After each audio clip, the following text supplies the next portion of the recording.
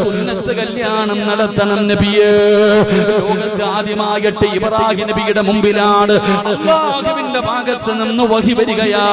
സുന്നത്ത് കല്യാണം നടത്താൻ, മാർഗ കല്യാണം നടത്താൻ എങ്ങനെയാണ് നടത്തേണ്ടതെന്നറിയില്ല, എങ്ങനെയാണ് ചെയ്യേണ്ടതെന്നറിയില്ല. അല്ലാഹുവിന്റെ ഭാഗത്ത് നിന്ന് കൽപ്പന വരികയാ. പടച്ചവനേ, അല്ലാഹുവേ, അതാ പടച്ച റബ്ബിന്റെ കൽപ്പന വന്നപ്പോ ഇബ്രാഹിം നബി എന്ത് ചെയ്തെന്നറിയുവോ? തന്റെ കയ്യിലൊരു മഴുവിരുന്നോ, തന്റെ കയ്യിലൊരു മഴുവിരിക്കുകയാണ്.